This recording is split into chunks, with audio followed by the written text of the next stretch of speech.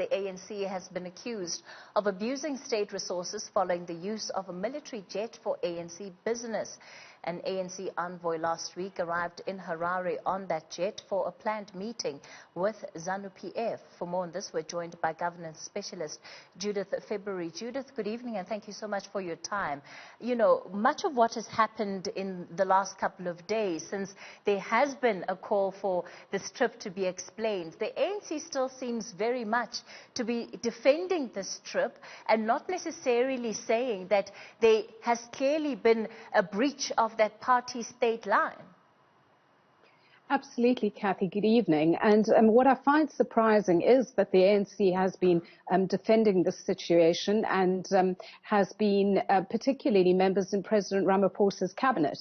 We've had Lindiwe Zulu, for instance, defending the decision in the media. And so this does raise very serious questions about an abuse of state resources and also what those within President Ramaphosa's cabinet believe is acceptable or not. There is a suggestion coming through when you listen to part of the sentiment being expressed. People say, well, it is COVID-19, these are extraordinary times, and so a trip like this should very well not be made a big deal of, because how else was this envoy going to get to Harare? If anything, it was probably a cost-cutting measure, this lift-giving, as it's been called. Well, Kathy, I don't buy that because really in a moment where we've had so much in the public eye domain around issues of corruption, particularly during this pandemic, what this just shows us is the complete impunity with which certain members of the ANC act, Ace Makashula and others, but also members of President Ramaphosa's own cabinet.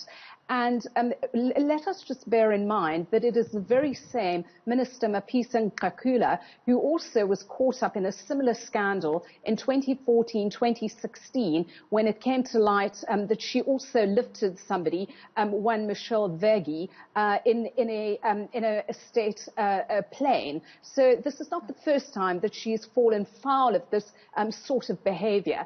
And I really do think that at a time when the president is trying, and the ANC says that it is trying to send a strong message with regard to corruption, and that includes the abuse of state resources. This blurring of state and party is no good.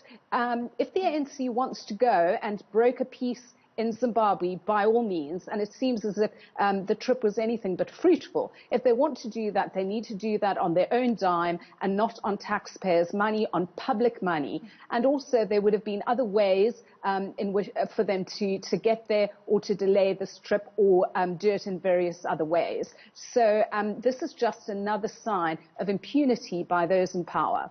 Judith, by tomorrow morning, the Defence Minister would have needed to have furnished the President with her reasons for why this trip took place. Is there a context under which it would be allowed? So are there exceptional circumstances where a specific application could have been made? Where would that application have needed to go in order for such a trip to, in fact, have been legal? I can't think of any way to describe this, Kathy. I think one needs to sort of look at what is ethical in the circumstances. And if you look at the Executive Code of Ethics, it says that ministers in the cabinet should not do anything which is inconsistent with their office. And I do believe that this trip that is an abuse of state resources, and it should not have happened. I believe there's a very strong case for President Ramaphosa to relieve Minister Mapisa Nqakula of her duties. She's abused her office, she's abused the resources of state, and also this comes on the back of, as I said, different administration, but she's done this before, and also her appalling handling of the Collins Causa matter. I think this is a minister who's way past her sell-by date, and if the president wanted to do us all a favor, he would let her go, but he would also deal with others in his cabinet who have acted in a rogue manner during this pandemic. I think of Stella Ndabeni-Abrams, Lindiwe Zulu on her shopping trip. There needs to be a strong message sent. The president has the power to appoint his cabinet, and he has the power to let people go. If he's serious about corruption and an abuse of state resources, he also needs to do the right thing. Judith, when I recall part of what the President had to say this past week in that Q&A session with the National Editors Forum, there was a question put to him about a pending reshuffle. He didn't seem to have much of an appetite for it. In fact, he invited journalists maybe to give suggestions on which ministers they think should be reshuffled and why they would need to be reshuffled. So when the President keeps his cabinet the way that it is, and where there isn't seem to be clear consequence for such actions, what does it actually say about him and his presidency? Well, Kathy, what it says is it undermines everything that what he says about corruption and about an abuse of state resources. For me, this is a shameless act, and it indicates to me the impunity, as I said earlier, with which many ministers believe that they are able to act because they can, because we are a country of weak consequence.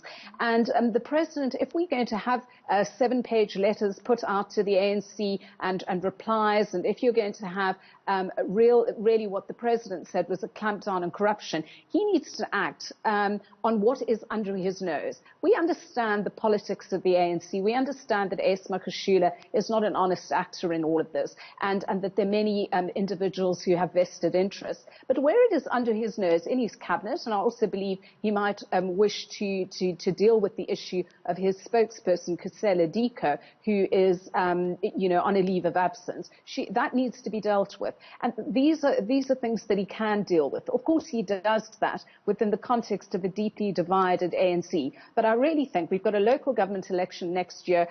Now is the time for a cabinet reshuffle. South Africans are tired, Kathy. We are tired of listening to the Zondo Commission. We are tired of hearing these stories and tired of the ANC justifying the unjustifiable. And so if the president is wanting to keep some of the goodwill that is still out there, I think he would do the right thing. And he asked for the media to give him a list. Well, I'm not a journalist, but there's a long list that I have in my head of ministers who really should be relieved of their positions. Judith, while I have you on, let's talk about the actual outcome of the trip. In fact, since this visit by the ANC to ZANU-PF, there seems to be very much the impression created that the two parties have not moved forward at all when it comes to their take on Zimbabwe. If anything, the tone of the ANC on issues in our neighboring country on the ground seemed to have been somewhat toned down versus what they were saying publicly about the abuses before that meeting.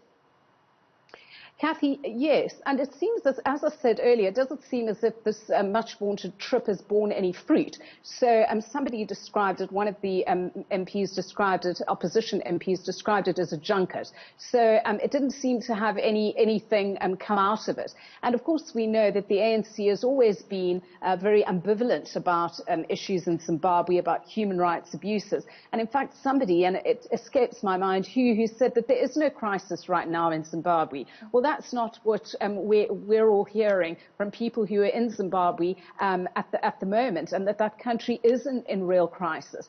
And so, yet again, there seems to be a sort of foreign policy confusion around the stance on Zimbabwe, but I think none of that should surprise us because the ANC, as I said, has been ambivalent on issues of human rights abuses in Zimbabwe. And, in the last trip, I think it was, where members of the opposition said, well, nobody from the ANC or nobody spoke, the South African delegation, didn't speak to anyone in the opposition. So it's really disappointing because, of course, what happens in neighboring Zimbabwe directly affects us if one only looked at it from a self-interested point of view. But of course, the issues of human rights abuses, one would hope that our country would be able to take the moral high ground in these cases. But Kathy, it seems to me as if the ANC, is it still fit for purpose? Is it able to take the high ground on any of these issues? Because our own country, the party itself is so hollowed out. Just back to the issue of the flight. I think Fikile Mbalula was quoted as saying he didn't need to give permission for the flight because the Defence Force is in charge of the skies or owns the skies. So that's the sort of comment that one gets from senior ministers in the cabinet. Very disappointing.